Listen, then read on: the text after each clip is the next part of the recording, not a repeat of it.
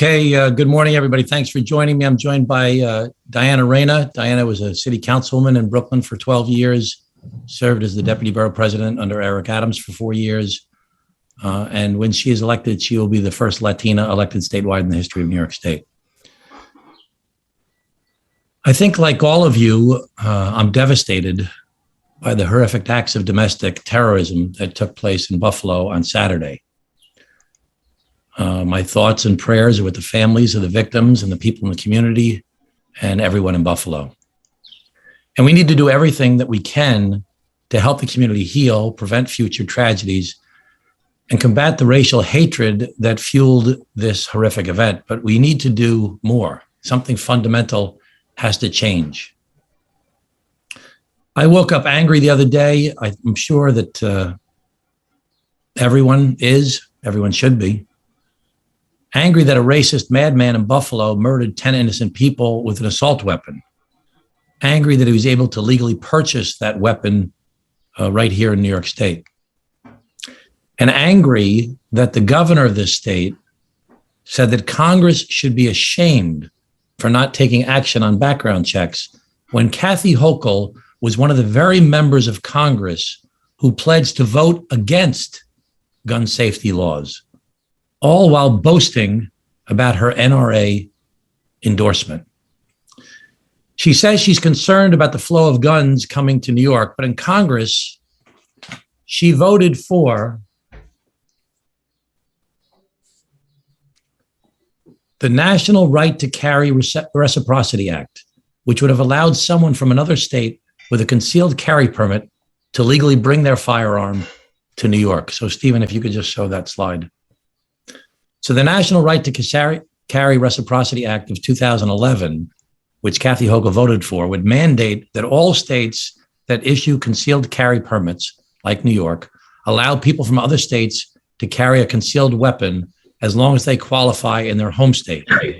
It would force New York, which has a much stricter concealed carry law than many states, to allow people to come in from states with looser laws and carry concealed weapons. And when the bill was passed by the Republican-controlled House of Representatives on November 16, 2011, 147 of 190 Democrats opposed it. Kathy Hochul voted with the Republicans to pass this NRA bill, and she was endorsed by the NRA and had an A rating from the NRA. I don't know why people are not talking about that and why she hasn't addressed that as part of this. Okay, let's go back to the main screen. You know, whether it's a horrific mass shooting in Buffalo or the daily death experienced disproportionately in communities of color, we can no longer accept the moral bankruptcy of talking about change while carrying the gun lobby's water.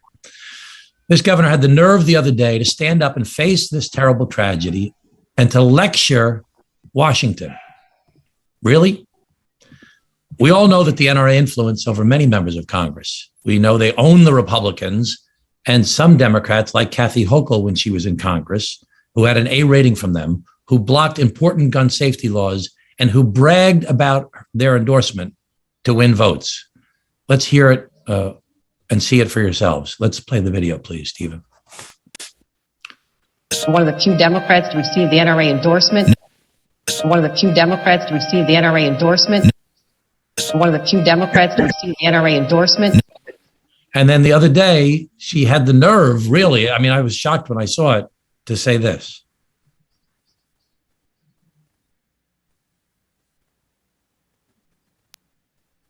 As what I would say in the no-brainer category after Sandy Hook, shame on this country, shame on Congress at that time for not passing something as basic as a background check.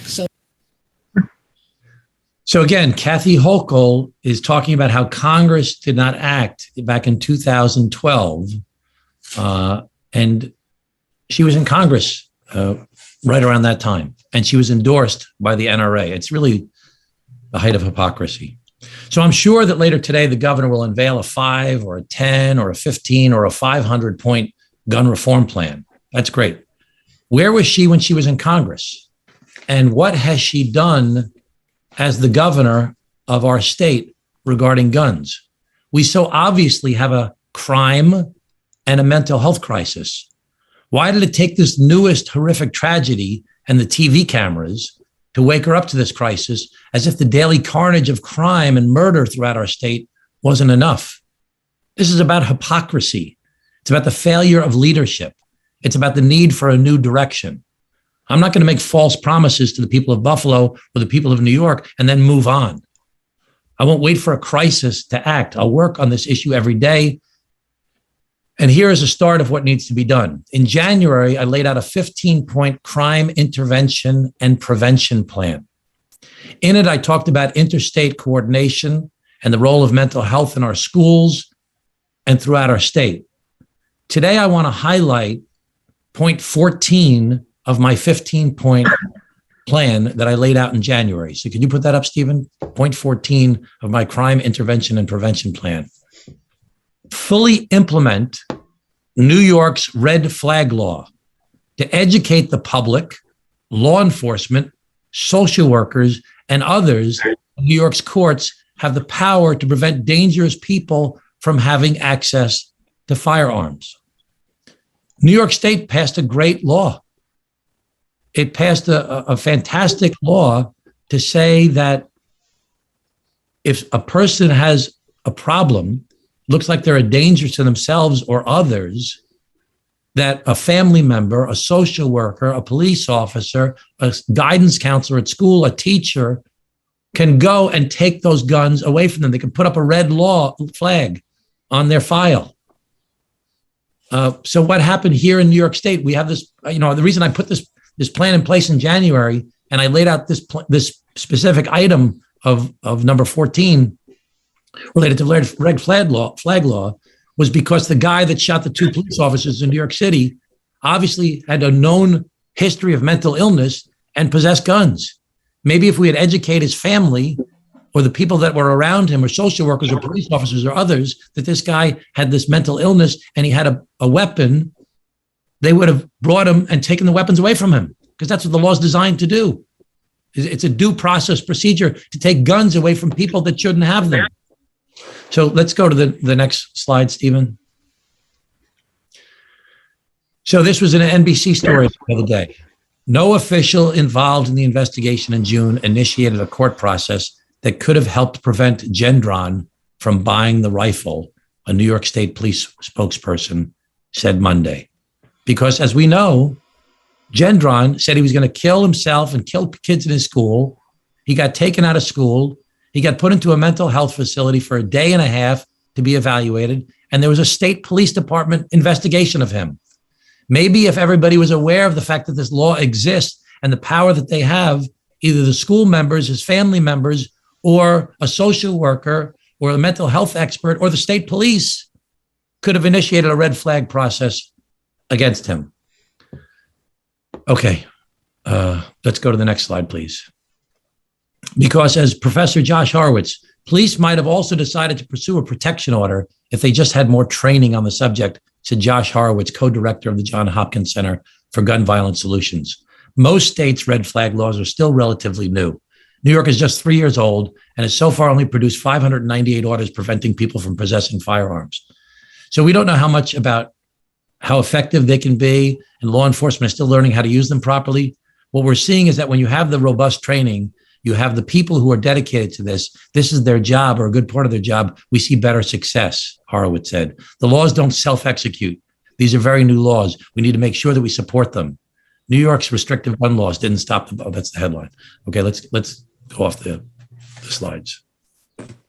I mean, so the bottom line is there's such a long journey from making a speech or even passing a law to actually implementing it. That's why executive experience, knowing how to run government, actually matters.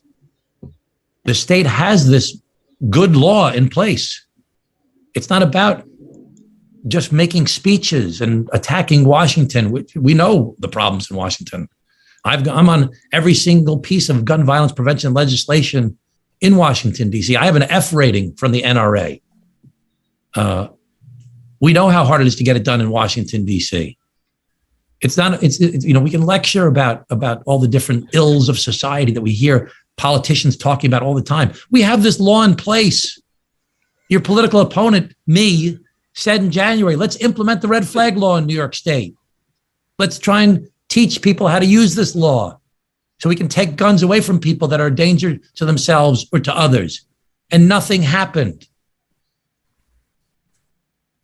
So as governor, I would improve interstate coordination. I'd create synergy between state police and local police. I'd properly implement the red flag law and make sure our schools and mental health professionals are on the same page. The job of the state's chief executive is to make sure things are run properly and that our leaders are held accountable and that people feel safe.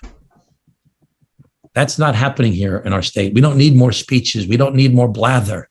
We need to actually run the state properly. Use the existing laws that we have. We can advocate for more change. We should fight for more changes. But let's do what we have right within our control here in our state right now. Let's fix the crime laws. Let's implement the red flag laws. Let's get people to work together from education and law enforcement and health and human services. Let's address mental health. Okay, I'm talking too much. Diana, would you share a few things and we'll open it up for questions after you speak? Thank you, Tom. First of all, I want to just share our prayers and our thoughts are with the families of the victims, the people in the community, and all of Buffalo.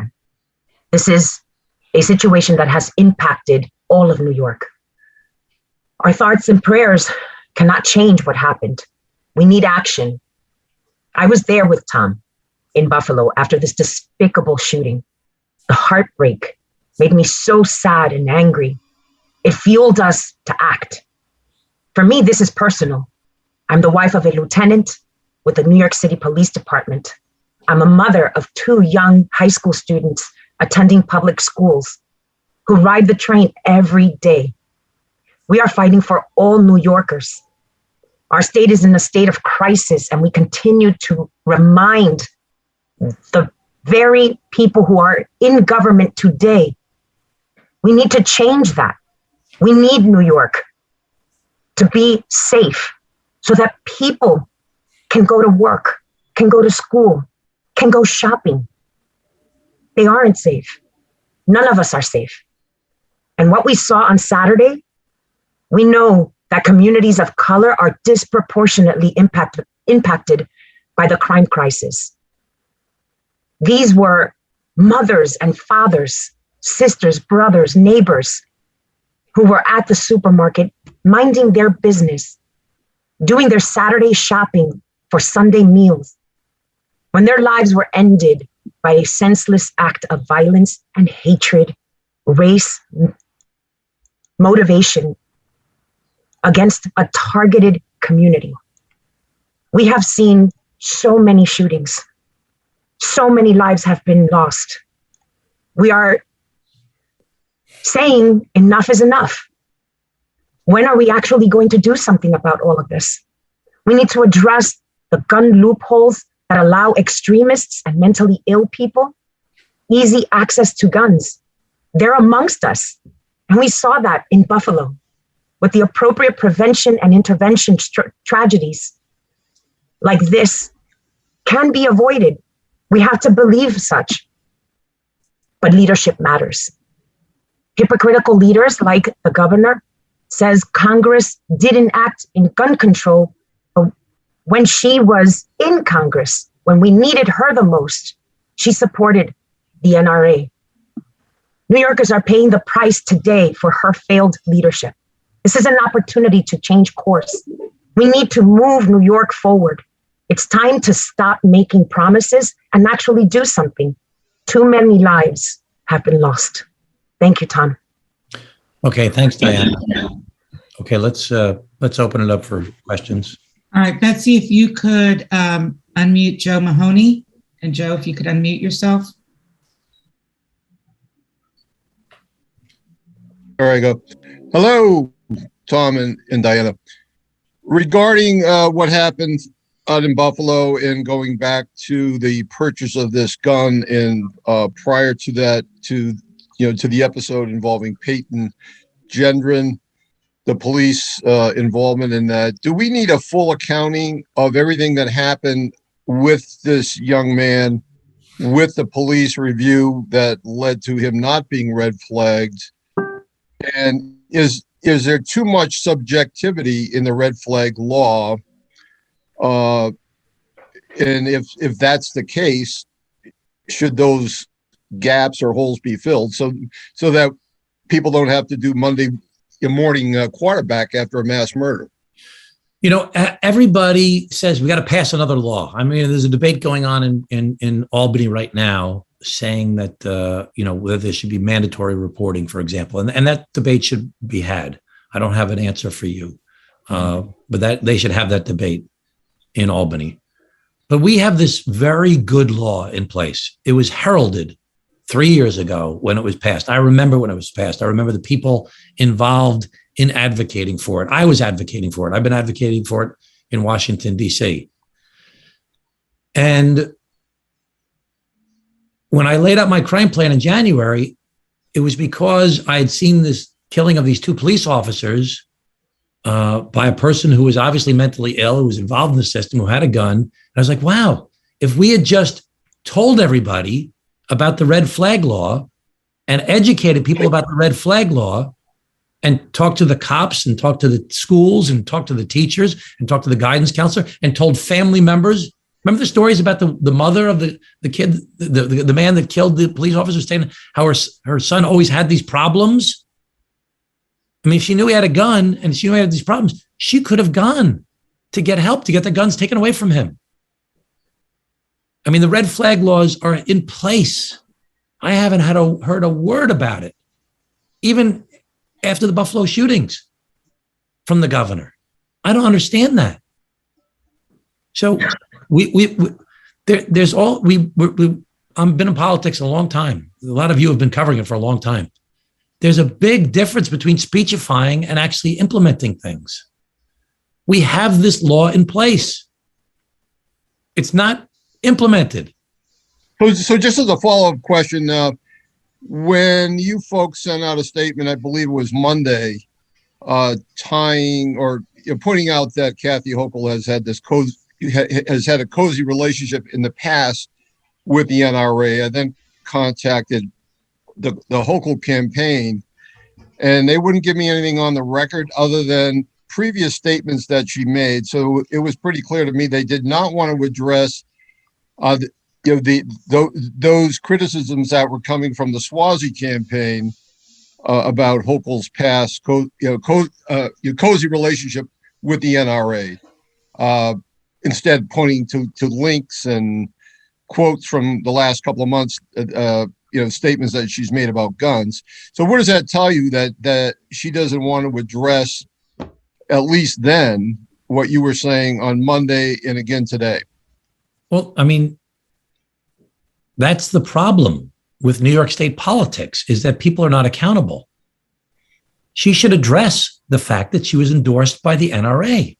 She had an A rating from the NRA. She campaigned on an endorsement from the NRA. Maybe she can talk about her change of heart and how she's different today. But how can she lecture, as she did the other day, and when she said this is in the no-brainer category, that Washington hasn't passed this? When she was in Washington, she was supported by the NRA. I mean, that's the height of hypocrisy. At least address it. And the gall to actually make it about Sandy Hook, that was in 2012, it was at the end of her term, but it's when she was in Congress. Don't we have an obligation to point out this record of hers? She's been giving speeches lately about the Supreme Court may get rid of the laws regarding the concealed carry permits.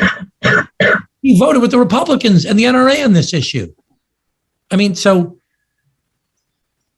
This is not easy for us, for Diana and I, but part of campaigns, part of politics is holding people accountable so that people see that they have a clear choice. So whether it's her NRA record, whether it's her voting on the Concealed Carry Reciprocity Act, or whether it's her failure, abject failure to address crime and mental health, or even make it a priority, and her abject failure to implement the red flag law. This is not the first time that this happened. Her opponent, me, brought it up in January. And since then, that it needs to be worked on. And she hasn't even addressed, the words have not left her lips. Red flag law has not left her lips. She'll probably talk about it later today, because that's what's supposed to happen in politics and campaigns, is you hold people accountable. Okay. All right. Zach Williams with the Post. Betsy, if you can unmute Zach and he can unmute himself. There you go. It's like Joe stole my question. Hi, Congressman. Hi, Diana. Thanks for taking my question. Congressman, you were just talking about holding people accountable. You told Spectrum News a month ago that you would release your tax returns. And on a podcast the other day, you alluded them to being too complicated to follow through on that. What's so complicated about them? And when are we going to see these tax returns? And is it going to happen before the primary? Yeah. Every year I get an extension on my tax returns, and I will release my tax returns, but they're not going to happen tomorrow. I mean, I've got too much. But before the primary? You could, I don't know. I doubt it. So you will not commit to releasing your tax returns before the primary? I'm not going to commit to that. But listen, I'll give you any financial information you want. I have extensive. I want your tax returns, though. I have extensive financial disclosure. It's Zach. It's just a question of timing. That's all. I'll tell you all about my financial dealings if you want to go through them. That's like a contradiction. Like the tax returns show your financial dealings, right? Okay, but I don't do my tax returns. I get an extension each year from April to like September. I have extensive financial disclosures. I mean, many politicians do, but a whole month. You said you would release them, and the primary is coming up. And how can we hold you accountable unless you follow through with what you said you would do? Okay, all right. All right, we'll discuss it. We'll discuss it further after we discuss the issues related to gun violence in New York State. Okay.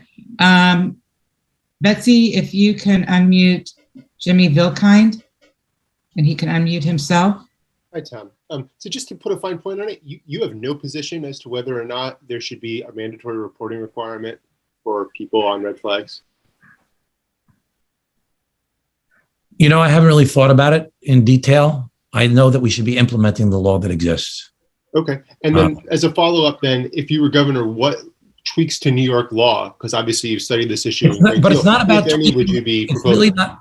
Are you talking about it for a bit? I have a 15-point plan. Are you talking about that? Or are you talking about red flag? No, just tell me quickly and assume that I haven't read the fine details of your 15-point plan. If you were the governor today, what changes to New York law, if any, would you be proposing? You're talking about just about a red flag, or are you talking about overall?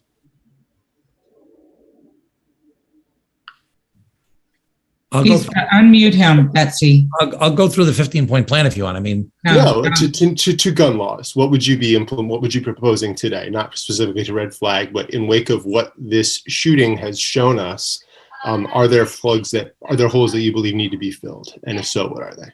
Well, I think that it's related to gun laws, but the major issue of bail reform, we need to give judges discretion to consider dangerousness, and that involves a lot of people with gun crimes.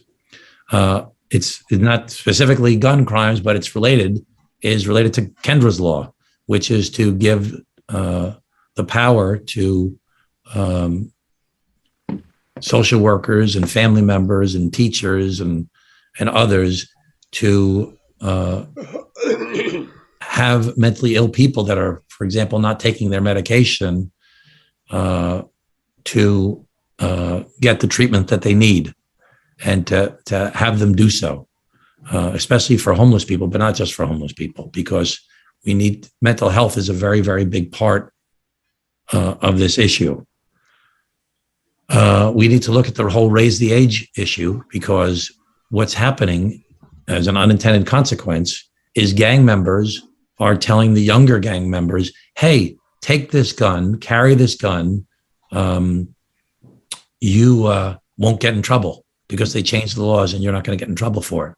So we're seeing more young people with guns than we had previously. There's a whole bunch of things, not necessarily law, but they're more executive action related to gun buybacks, shot spotters, using technology to pinpoint where gunshots are taking place so police can respond before anybody even calls 911. And I think the most important thing, it's not a law that needs to be changed. It could be. I'm happy to consider the debate that's taking place about mandatory reporting requirements, but we need to implement the red flag law in New York State. We need to educate every police department, both state and local and city. We need to educate every social worker and every educator and every even family members that if someone has a mental health issue and appears to be a danger to themselves or to others, and they have a firearm, that they can be taken away from that person by going through a due process procedure. I've talked to so many police officers before the red flag law who talked about how they show up at a house because of maybe a domestic violence complaint or some other violent action taking place. They come into the house. A person in the house obviously has a serious mental health problem or a drug or alcohol problem, and they've got guns in the house. And the cops take the guns away from them, and they had to give them back because there was no procedure in place because they hadn't committed a crime with the guns. So they had to give the guns back. So that's why the red flag laws came about, is because there are known people with mental health problems or drug and alcohol problems that are a danger to themselves and to others that own firearms. And so that's not only the case back when the police officer was shot, but in the case of this horrific shooting. So those are some of the things. All right. Betsy, could you unmute Henry Rossoff? And Henry, if you could unmute yourself. With Tips 11. Yes, I'm here. Sorry, of course, my turn. My dogs are going absolutely nuts. I apologize, Congressman and everyone on the call. I'll be as brief as I can. On the concealed carry issue, if the Supreme Court does move, what actions would you be prepared to take as governor? What are you suggesting in that somewhat likely scenario? Well, that's another instance where we're going to have to try and get the federal government to help us. That's one of the reasons. That's one of the reasons it's so important that the Democrats don't lose in Washington, even though it's looking worse and worse for us. And it's important that we don't lose in New York State, which is why we have to have the strongest candidate in the general election, because we're going to have to figure out what kind of laws we can put in place to protect us. We'll have to consider lawsuits as well. And we're going to have to use the existing laws that we have to stop people who have guns that shouldn't have guns. And again, the red flag law is a really good law. It's a great law. It's not being implemented. All right. Looks like our last question is Michael Gormley. If you could unmute him, Betsy. And Michael, if you could unmute yourself. This would be the last question, Congressman. Hello, Congressman. A couple questions. One, on the red flag law, isn't this a failure of implementation? I mean, aren't police to be blamed? Well, I'm sorry, police to be blamed, schools to be blamed, mental health people to be blamed? And then a follow-up question on that, if I could. It's the political rhetoric of today. Is that fueling this kind of danger, this kind of threat? So let me just say that it's a failure of the governor. It's a failure of the state to educate people that this law exists. I mean, this is an amazing teaching opportunity, as there have been many instances over the past 8 months about the fact that we have this law in place. This should be in every single law enforcement, mental health professional, educational professional, social worker, training materials. I'm sorry, Congressman, but it is a law that's been in place for 3 years. Shouldn't the police, aren't they to blame for not pushing this and the others that are involved? You can blame a million people, Michael. I'm blaming the governor because she hasn't talked about it and she hasn't made it a priority. We've had this horrific accident, strike that, please. This horrific incident take place, and it hasn't. The words "red flag law" have not left her lips. I mean, that's to me incomprehensible. I mean, it was clear as day on Saturday or Sunday or Monday that this is a major issue, and all the blame is somewhere else, and there is lots of blame for Washington, D.C., mainly the Republicans and Democrats, the few of them that are beholden to the NRA, like Kathy Hochul was when she was in Washington, D.C. But we have some of the strictest gun laws in the country. And this red flag law is a very effective law. Now, there are major problems related to interstate trafficking of guns. That's a major issue. There are things that need to be done nationwide. That's why I've supported every single thing that I could as a member of Congress for gun violence prevention. That's why I have an F rating from the NRA. But the bottom line is I'll do everything I can to protect New Yorkers from any changes in the concealed carry laws that the Supreme Court may visit upon us. We'll sue. We'll work with the private sector. We'll work with law enforcement. We'll do whatever we can to stop it from hurting our state further. We're not going to accept it. We're going to find a way to protect our state.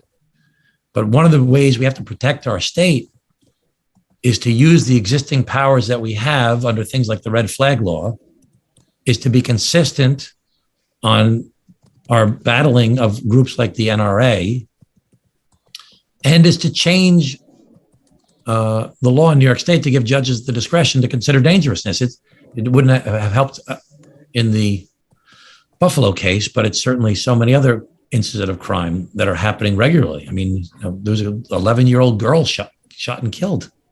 Was it last night or was it 2 nights ago? I can't even remember now. It was over the weekend, Sunday, I believe, Monday. So, I mean, there's a long, so I'll do everything I can about fighting against any changes to the law regarding concealed carry that come from the Supreme Court. And was that your question, Mike, or was that the one before you? I had an additional question on the heated rhetoric of politics these days. Also said, should we blame the cops? We can blame the cops. We can blame the educators. We can blame the mental health professionals. We can blame a lot of people. I'm blaming the governor because the governor has not led on this issue to put it in place. And as far as the heated rhetoric, yeah, that's killing our country. That's one of the reasons I'm the vice chairman of the Problem Solvers Caucus, that I work with a group of 29 Democrats and 29 Republicans to take down the rhetoric and to try and find common ground to get things done to actually help people, to solve problems. That's why I don't buy into this phony baloney rhetoric that, the governor is using right now and is really hypocrisy, considering the fact that she was endorsed by the NRA when she was in Congress.